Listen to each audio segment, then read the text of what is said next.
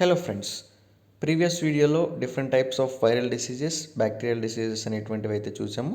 ఇందులో వచ్చేసరికి బాహ్య పరాన్న జీవుల యొక్క బెడద అంటే ఏదైతే ఒక యానిమల్ ఉంటుందో దాని యొక్క అవుటర్ సర్ఫేస్ పైన అంటే బయట ఉండేటువంటి ప్రదేశాలపైన ఉన్నటువంటి ఆర్గానిజమ్స్ ఏవైతే ఉంటాయో వాటి గురించి అయితే చూడబోతున్నాం. ఆ ప్రీవియస్ క్లాసెస్ లింక్స్ కనుక మీకు కావాలంటే డిస్క్రిప్షన్లో ఉంటాయి, ఒకసారి చూడడానికి ట్రై చేయండి. ఇంట్రెస్ట్ ఉన్నటువంటి వాళ్ళు టాపిక్లోకి అయితే ఎంటర్ అవుదాం.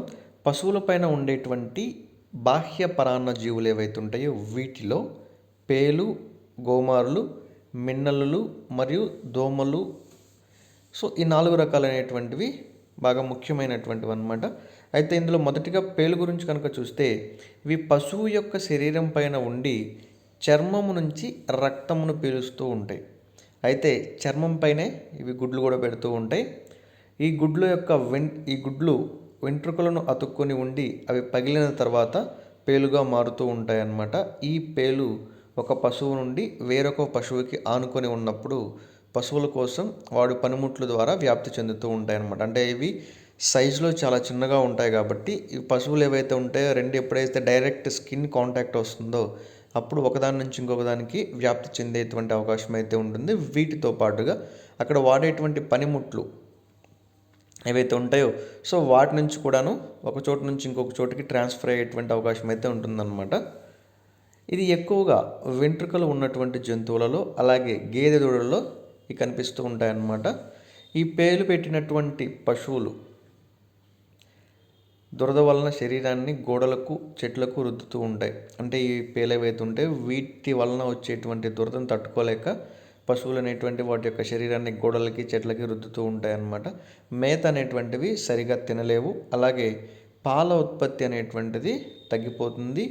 వీటితో పాటుగా రక్తహీనత అనేటువంటిది కూడాను వస్తుందన్నమాట. ఈ పశువులకి దూడలు అనేటువంటివి సరిగ్గా బరువు అనేటువంటివి కూడాను పెరిగేటువంటి అవకాశం అయితే ఉండదన్నమాట. ఎందుకు అనుకున్నట్లయితే ఈ పేలు అనేటువంటివి వాటి స్కిన్ పైన ఉండి వాటిని పీడిస్తూ ఉంటాయి కాబట్టి సో వాటి యొక్క డెవలప్మెంట్ అనేటువంటిది సరిగా ఉండదు. చిన్న దూడలు అయితే ఏవైతే ఉంటాయి వాటి డెవలప్మెంట్ అనేటువంటిది సరిగా ఉండదు. అలాగే పెద్దగా ఉన్నటువంటి గేదెలు కానివ్వండి ఇవైతే వాటిలో ఎక్కువగా మీకు రక్తహీనత అనేటువంటిది కనిపిస్తూ ఉంటుంది. వీటితో పాటుగా అవి ఇచ్చేటువంటి పాలు ఏవైతే ఉంటాయో ఆ మిల్క్ ప్రొడక్షన్ అనేటువంటిది కూడాను తగ్గిపోతుంది. దీనికి సంబంధించినటువంటి చికిత్స కనుక మీరు చూస్తే వెంట్రుకలు ఏవైతే ఉంటాయో వాటిని పూర్తిగా కత్తిరించి పశు వైద్యుని సలహాపై మందులు అనేటువంటివి వాడాల్సి ఉంటుందన్నమాట. అంటే వాటి పైన ఉన్నటువంటి ఎక్స్టర్నల్ హెయిర్ మొత్తం రిమూవ్ చేసేసి వెటర్నరీ డాక్టర్ ఎవరైతే ఉంటారో వారి నుంచి లేదా వారి సజెషన్ మేరకు కొన్ని మెడిసిన్స్ అయితే వాడవలసి ఉంటుంది. అలాగే గోమర్లు కనుక మీరు చూసుకున్నట్లయితే ఈ రకమైనటువంటి కీటకములు ఏవైతే ఉంటాయో ఇవి పశువుల శరీరంపై గుడ్లు పెడుతూ ఉంటాయి. ఇవి కూడాను దోమల వలన వీటి లార్వాలు వాటి జాతిని బట్టి అదే పశువుపై కానీ వేరే పశువుపై కానీ పెద్దవిగా మారుతూ ఉంటాయి. పశువులకు గోమరులు పట్టుట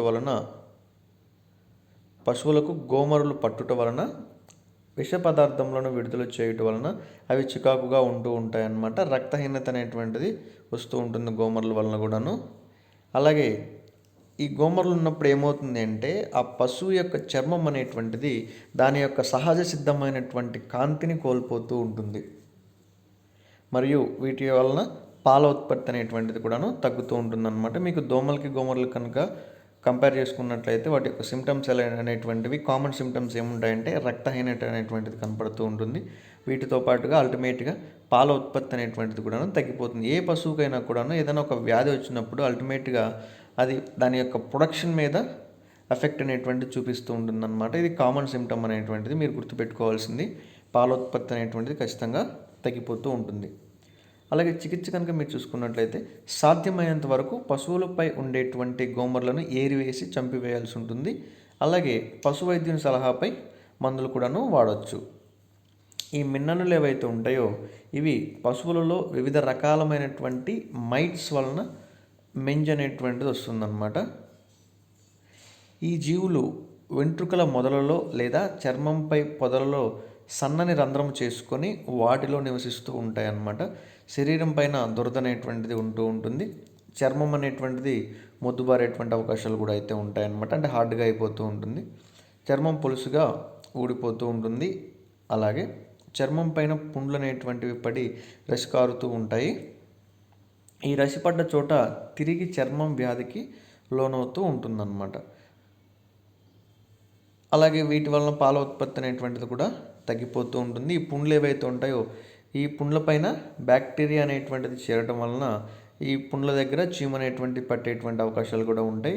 అలాగే చర్మం పైన ఉన్నటువంటి వెంట్రుకలు ఏవైతే ఉంటాయో అవి కూడాను రాలిపోతూ ఉంటాయి అన్నమాట. ఇప్పుడు మీరు బాహ్య పరాన్న జీవుల యొక్క నివారణ చర్యలు కూడా ఒకసారి చూడండి. బాహ్య పరాన్న జీవులు అనేటువంటివి శరీరంపై కనిపించిన వెంటనే పశువుకు చికిత్స చేసి అదే సమయంలో షెడ్లలో కూడా క్రిమి సంహారక మందులను చల్లవలసి ఉంటుందన్నమాట. సో ఈ మందులను కనుక మీరు చల్లుతూ ఉన్నట్లయితే 15 రోజుల తర్వాత రెండవసారి కూడా మళ్ళీ ఇంకోసారి చల్లినట్లయితే ఆ యొక్క ఆర్గానిజమ్స్ ఏవైతే ఉంటాయో ఆ యొక్క బాహ్య పరాన్న జీవులు అనేటువంటివి ఏవైతే ఉంటాయో వాటిని పూర్తిగా కిల్ చేసేటువంటి అవకాశం అయితే ఉంటుందన్నమాట. అలాగే మురుగు నీరు అనేటువంటివి ఏవైతే ఉంటాయో ఇవి నిలుచుండేటువంటి ప్రాంతాలలో దోమలు ఎక్కువగా ఉండడానికి ఆస్కారం అయితే ఉంటుందన్నమాట. కాబట్టి షెడ్లలో చుట్టుపక్కల ప్రాంతాల్లో నీరు అనేటువంటిది నిలవకుండా జాగ్రత్తగా చూసుకుంటూ ఉండాల్సి ఉంటుంది. అంటే వాటర్ అనేటువంటిది ఎక్కడెక్కడ స్టాగ్నెంట్గా ఉండకుండా ఫ్లో వెళ్ళిపోయేటట్టు అయితే ఉండాలి. అంటే నీళ్ళు స్టాక్ ఉండకూడదు. షెడ్ల చుట్టుపక్కల ప్రాంతాల్లో DDT వంటి క్రిమి సంహారక మందులు అనేటువంటివి చల్లాల్సి ఉంటుంది. వీటితో పాటుగా పశువుల చర్మం పైన ఉన్నటువంటి వెంట్రుకలు ఏవైతే ఉంటాయో వీటిని ఎప్పటికప్పుడు తీసివేస్తూ ఉండాలన్నమాట. ఇలా తీసివేసినప్పుడు ఏం జరుగుతుంది అంటే ఇట్లాంటి ఆర్గానిజమ్స్ ఏవైతే ఉంటాయో ఈ బాహ్య పరాన్నజీవులు తేలులు కానివ్వండి, నల్లులు, గోమర్లు కానీ మిన్నలు ఇలాంటివి ఏవైతే ఉంటాయో సో ఇవనేటువంటి వాటి స్కిన్ పైన అంటే లేదా వాటి చర్మం పైన చేరకుండా ఉంటాయి అన్నమాట.